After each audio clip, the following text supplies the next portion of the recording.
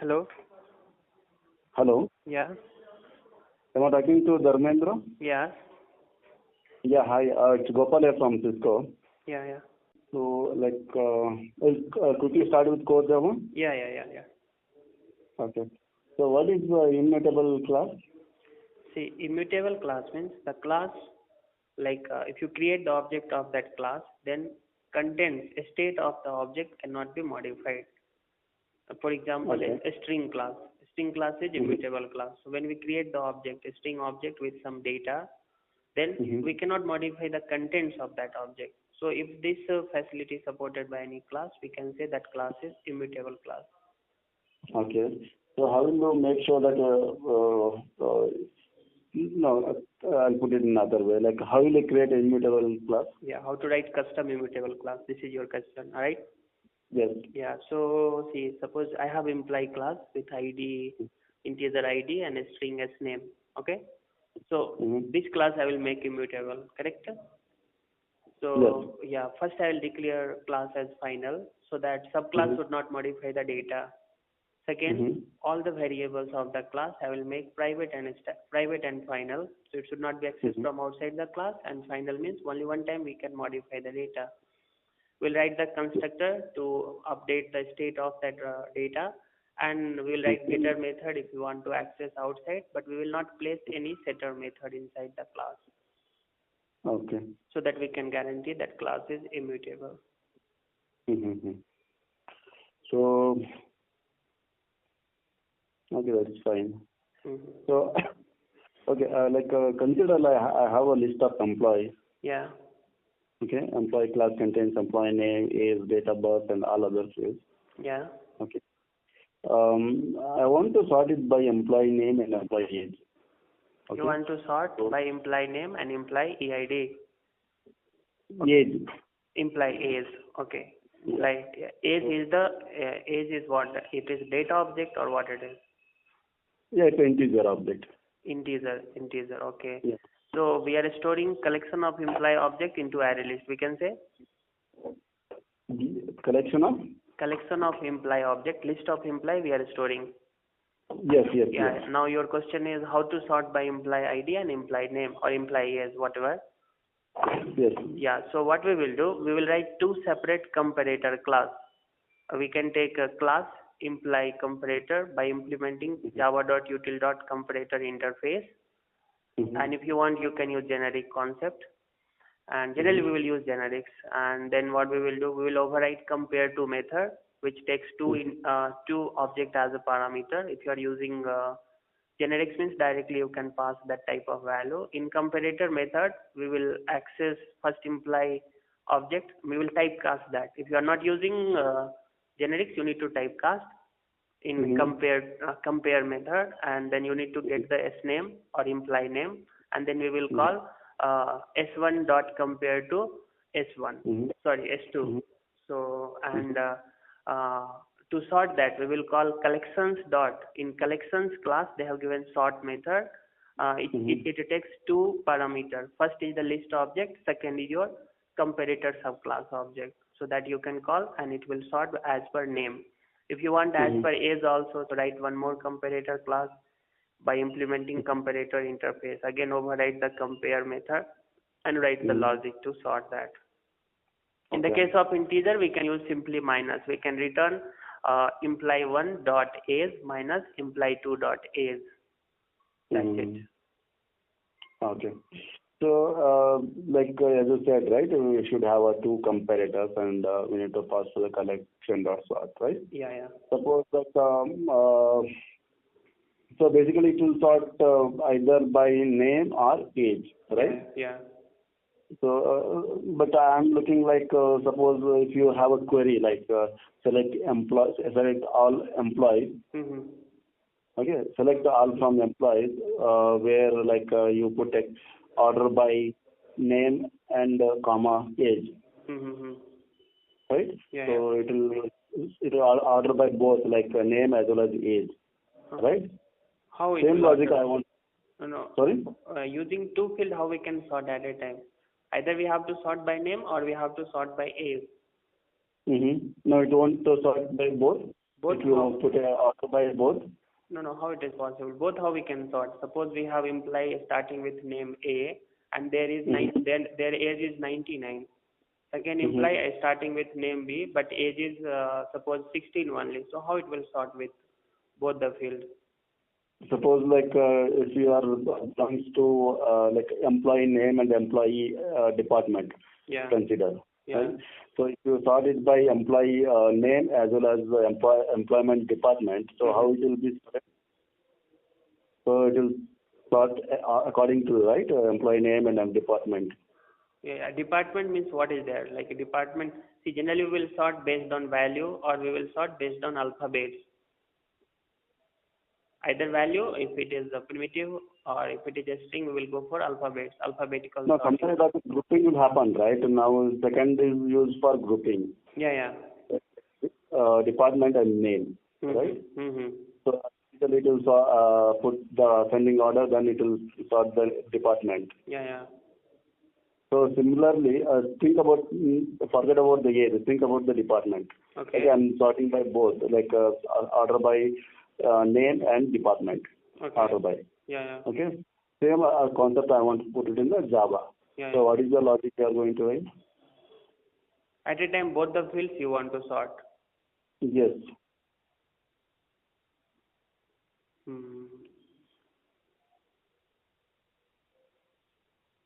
So we will write custom logic. Again, we are not going to use any compare to built-in method. Like a department, what value we have stored? I know that. String. Okay, this department is a string and one is first is name. So both are string only. Yeah, both are So string. what we can do, like this scenario till now didn't come for me, but what we can do, in compare method, we will get employee name, first employee name, suppose employee name 1, and we will get employee name 2, second we will get, first employee object, second employee object we will get, and we have to sort based on name as well as employee department also. So we can write if employee 1 dot name dot compare to employee 2 dot name less than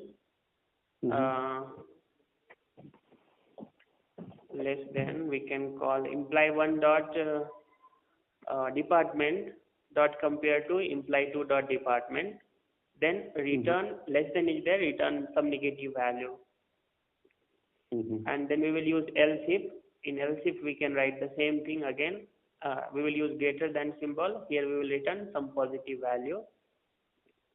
And third, else we will return 0. If suppose all are same, we can return 0. I hope this we can use to sort based on both the fields at a time. Okay. Okay, that's fine.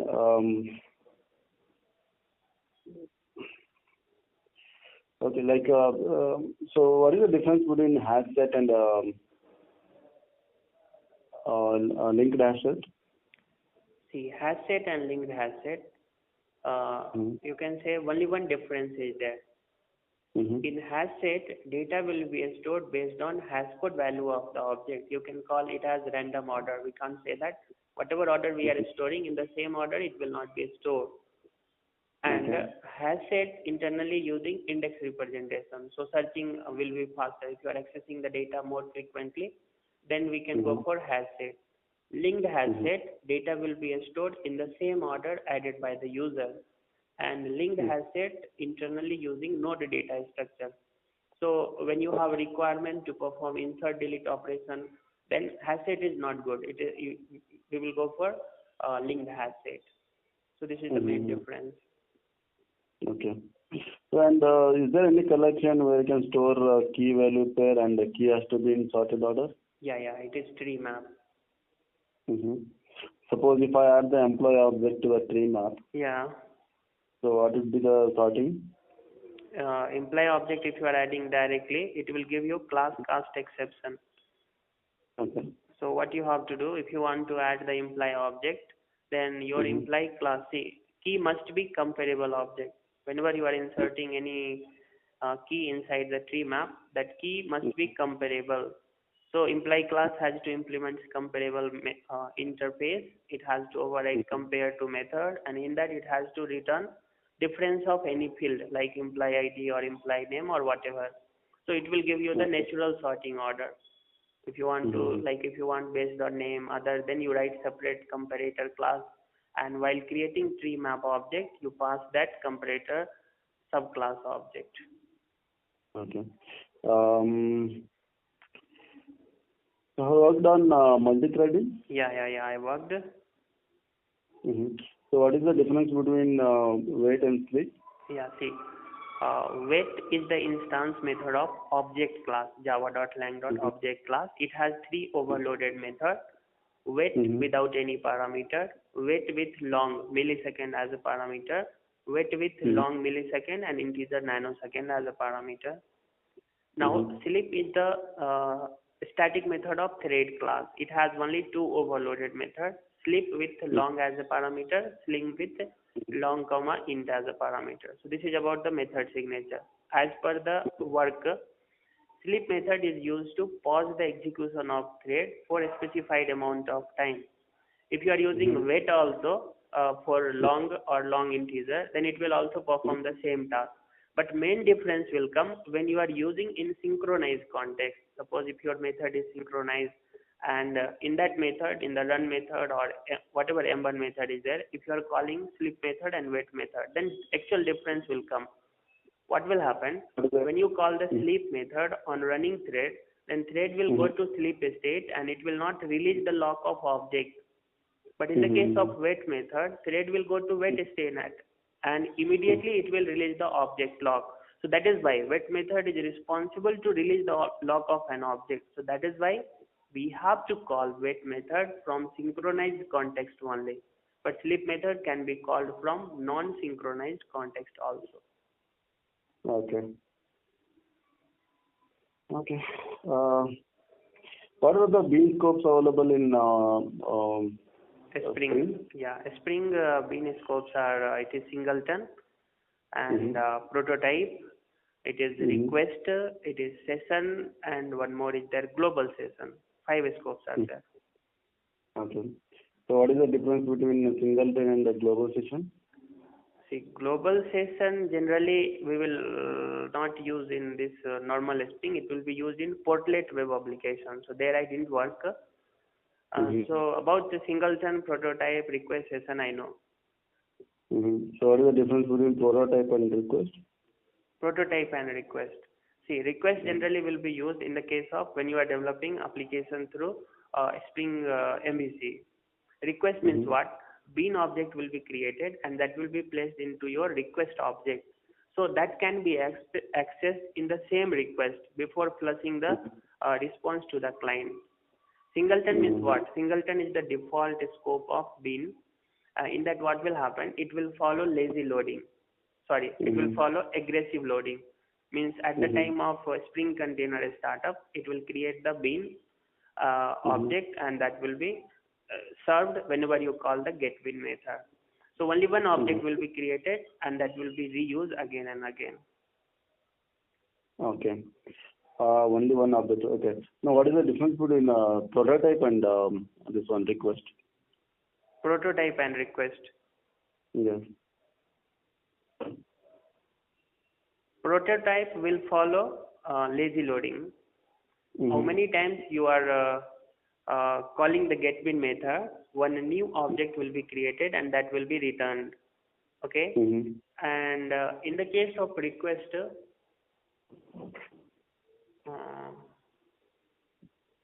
I think request and session both we can use in combination with prototype and singleton also. I hope so. So you don't know the actual difference. Actual difference I'm not getting between prototype and request. Request generally will be used to store that data. Bean object we can store and that data we can populate to the client on JSP page. And prototype, I think we can't use for this purpose. Request will be used to, we can say, to hold your data from your server to the client. Okay. So what is the lazy loading in Hibernate? Lazy loading means like we have a customer class. Customer class having one customer ID and one customer name and one list of addresses. List of address class object is there as a field. So whenever we are loading the customer, if we are following if we are following lazy loading, then what will happen? Only CID and CNAME related data will be stored in the Hibernate runtime system.